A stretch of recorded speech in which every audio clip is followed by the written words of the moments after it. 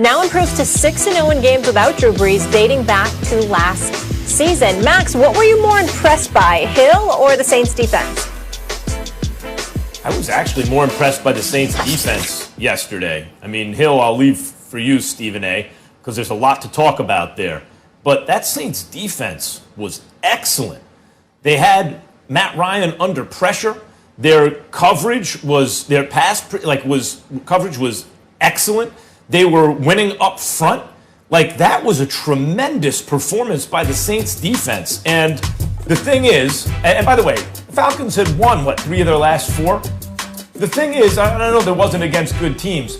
If the Saints can play defense like that, and remember, the reason I've liked them in recent years was because of the dynamic offensive teams. They seem to me to be most consistently defensively responsible against the run.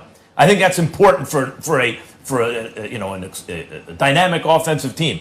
So the Saints get Emmanuel Sanders, who's a legitimate number 2 receiver.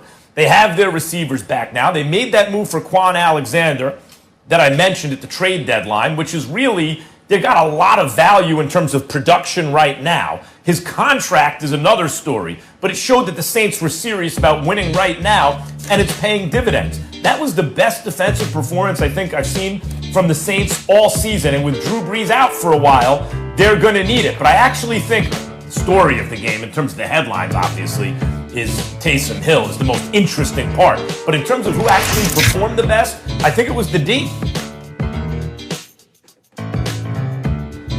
Max Kellerman, are you ready for this, man? I wasn't moved. I wasn't moved by the Saints defense.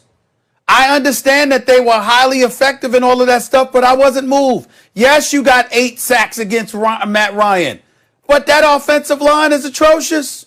Julio Jones had a hamstring injury. He was in and out all game long. He had 2 receptions. Some dude named Cage or Gage, whatever the hell his name was, he was targeted 12 times.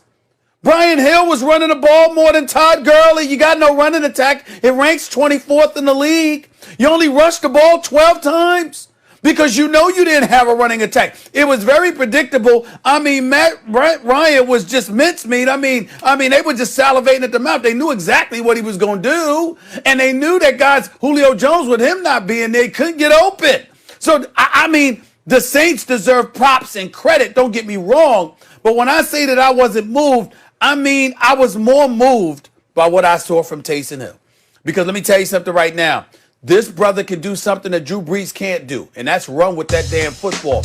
In today's day and age, if you are a quarterback with wheels and you watch Lamar Jackson with his suspect throwing ability, at least last year and the year before, run the football so effectively all the way to league MVP on us, if you can run with the football, it's something that needs to be utilized. And sure enough, that's what Taysom Hill did. Ran for 2 touchdowns, ran for 51 yards, and oh, by the way, when he threw the football, other than that floater, that Hail Mary to Emmanuel Sanders for 44 yards, I mean, he was pretty much throwing the football effectively throughout the day, completed 78% of his passes.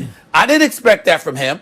I hadn't seen him throw the football, and he looked pretty damn good throwing the football. Which is why I didn't blame Sean Payton for retweeting Roddy White, the former wide receiver for the Atlanta Falcons, who was talking smack all week long about what the Falcons were going to do to this dude having his first NFL start in Taysom Hill. Well, he put all of that to bed. He handled his business, and I give credit where credit is due. To walk in as the successor to Drew Brees, at least for the moment, and to look the way that he did, throwing the football, but then to add running the football to his arsenal, which is something Drew Brees could never do, it made the Saints look every bit as formidable as we're accustomed to seeing them look, at least this season. And that is what impressed me. It's who he was coming in after, which was Drew Brees. It was how effective he threw the football. It was adding the running dimension to his arsenal and putting that in play for that offense. And of course, I mean, I'm just looking at it from the standpoint that with all of that being said, it made perfect sense because guess what? Jameis Winston would not have run the football like that. So having Taysom Hill in there playing the way that he played, I got to stand down and give this young brother, this 30-year-old brother, props for showing up, showing up in the lineup and playing the way that he played yesterday. You can't get Jameis Winston to run the football that way. And if he threw the football that way, you stand and give him a round of applause. I got to give Taysom Hill the love today, even more so than the Saints. Well,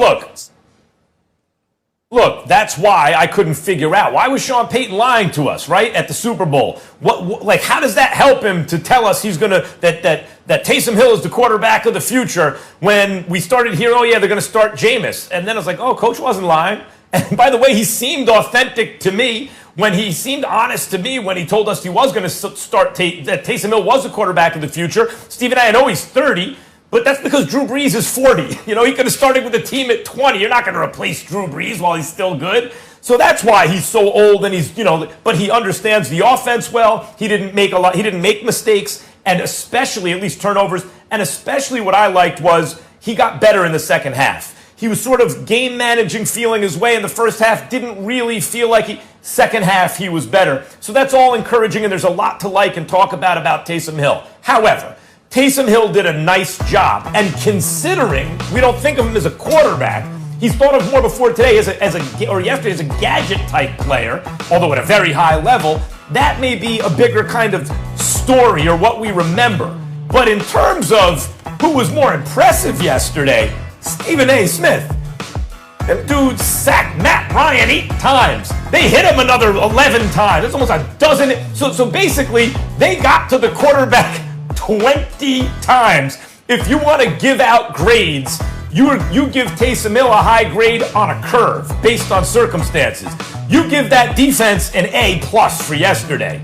They were excellent. All the defensive backs were excellent. And I know if your line is a mess and you're losing up front and they're getting pressure on the quarterback, it makes those defensive backs better. It goes hand in hand. Nevertheless, that was an excellent Saints defense yesterday. And in terms of the order in which you say the Saints won that game, why? The defense comes 1, Taysom Hill comes 2.